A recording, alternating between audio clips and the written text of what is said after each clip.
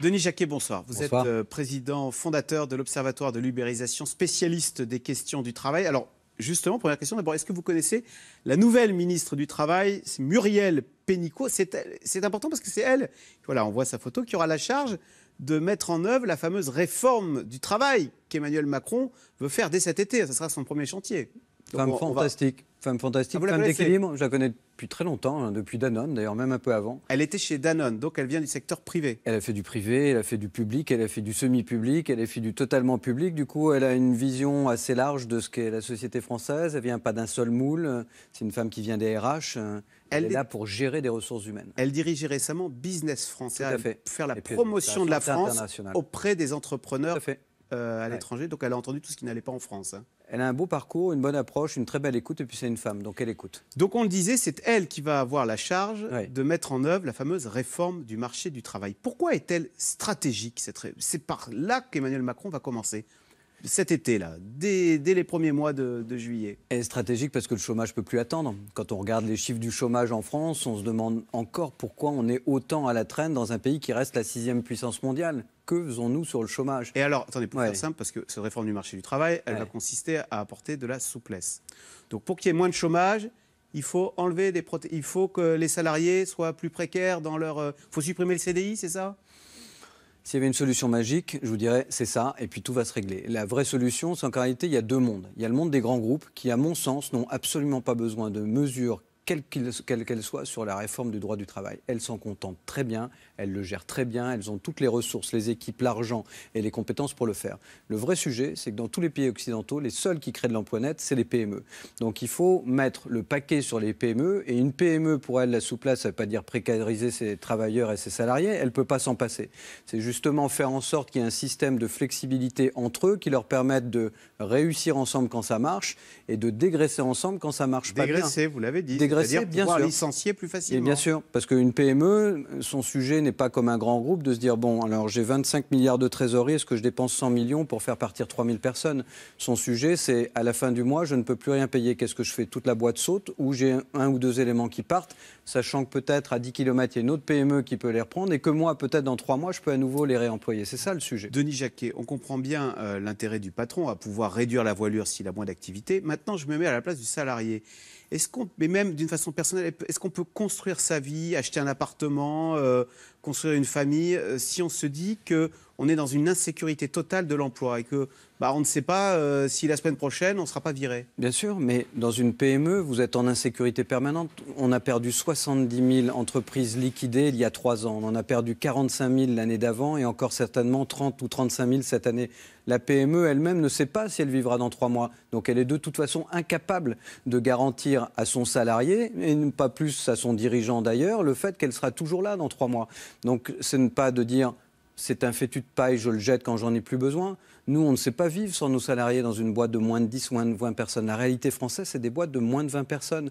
Donc, il faut juste donner une chance à la boîte de s'en sortir pour que justement elle rebondisse, elle puisse réembaucher. Donc, quelqu'un qui dit « je perds mon emploi », je sais que j'ai des chances de le retrouver. Aujourd'hui, la machine, elle est là pour préserver ceux qui sont à l'intérieur et refuser ceux qui sont à l'extérieur. Tant qu'on n'aura pas compris ça, mais par contre qu'on ne le réservera pas qu'aux seules PME, c'est-à-dire aux boîtes de moins de 500 personnes en France, là, vous verrez que cette machine à perdre, parce qu'aujourd'hui, c'est une machine à perdre, l'emploi en France, le droit du travail en France.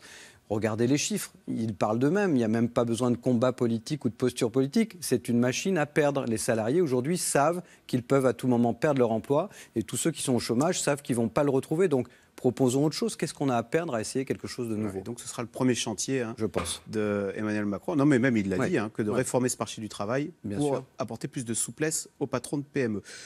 Denis Jacquet, vous êtes le président de l'Observatoire de l'ubérisation. C'est un mot qu'on entend à toutes les sauces, l'ubérisation. Ça veut dire quoi exactement? En fait, on devrait parler, mais c'est moche comme terme, donc on ne l'utilise pas, on devrait parler de plateformisation. C'est-à-dire que tout à coup, vous avez des plateformes qui vous rendent à vous, à moi, des services incroyables qu'avant, l'écononie traditionnelle ne nous rendait pas aussi bien. Alors évidemment, exemple. Très cristallisé sur les taxis, parce que ça a été le premier grand exemple avec l'arrivée d'Uber, la révolte des taxis, le blocage. C'est-à-dire que l'ubérisation a permis de faire sauter le monopole qu'avaient les taxis sur le transport payant, quoi. Voilà, c'est-à-dire qu'en fait, ce qu'adore l'ubérisation de façon générale, c'est une économie extrêmement réglementée. C'est pour ça qu'elle se régale en France. On est une des économies les plus réglementées au monde. Donc du coup, on a constitué des rentes, des féodalités. L'ubérisation, ça tue les rentes. Donc du coup, si on ne veut pas citer de marque, mais le leader incontesté des taxis en France, que sont G7 et Taxi Bleu, si aujourd'hui ils avaient innové au lieu de s'engraisser, pour être très vulgaire, aujourd'hui Uber serait français, s'appellerait G7 et serait une boîte mondiale qui vaut 70 milliards d'euros. Donc à un moment donné, cette boîte a refusé d'innover.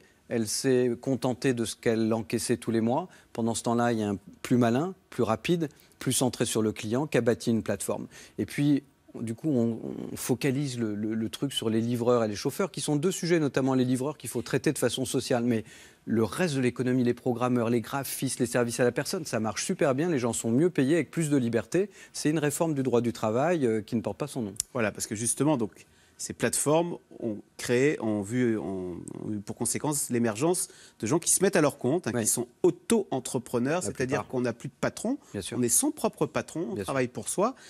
Alors ça peut avoir des conséquences positives ou négatives. Je vous propose qu'on regarde un exemple avec un livreur qui travaille pour l'une de ces plateformes de restauration à domicile. On écoute ce livreur en auto-entrepreneur. En moyenne, je fais 100 € par jour. Moi, je fais ça 5 jours sur 7. Donc, par mois, ça fait 2 000 €. C'est bien. Pour un job étudiant, c'est bien. J'ai eu plusieurs accidents. Il n'y en a qu'un seul qui m'a immobilisé. J'ai évité un piéton, je me suis pris une barrière et je me suis déboîté l'épaule. Ouais. Et qu'est-ce qui se passe, du coup, dans ces cas-là, avec ton employeur? J'ai pas d'employeur. J'ai pas d'employeur. Il est tout seul avec son épaule cassée. Ça veut dire, il n'a pas de chômage non plus, pas de congé payé. C'est ça l'avenir de notre société. C'est, au fond, tous ces acquis sociaux qui volent en éclats, parce que maintenant, c'est chacun pour soi dans son coin. Alors, deux petites choses. D'abord, la plupart de ceux qui aujourd'hui utilisaient des livreurs les ont jamais eu comme salariés. Ceux qui vous livrent depuis 15 ans vos pizzas, dont je ne citerai pas le nom, n'ont jamais eu ces livreurs comme salariés. Même les grandes marques, les FedEx, les DHL, etc., aujourd'hui utilisent principalement des prestataires extérieurs qu'ils ont dans une entreprise, pas des salariés. G7 et Taxi Bleu n'ont jamais eu de salariés. Donc en réalité, l'ubérisation n'apporte pas ce nouveau modèle d'indépendant. Il existe déjà depuis très longtemps. Mais il le généralise. Il généralise. Là, il a dit deux choses. Il a dit ce qui est bien et ce qui n'est pas bien. Il dit grosso modo, je choisis mon travail, je travaille et j'arrive à 2 000 € pour une France dans laquelle les Français gagnent en moyenne, je crois, 2 300 €. C'est le salaire médian français. Donc c'est quand même pas trop mal. Avec une liberté des horaires, 5 jours sur 7. C'est pas le chauffeur de VTC qui parfois travaille 70 heures. Et de l'autre côté, par contre, et c'est là qu'il faut tout travailler, c'est le socle social. Je tombe, je suis malade, j'ai plus le moindre revenu. Et ça, c'est juste inadmissible.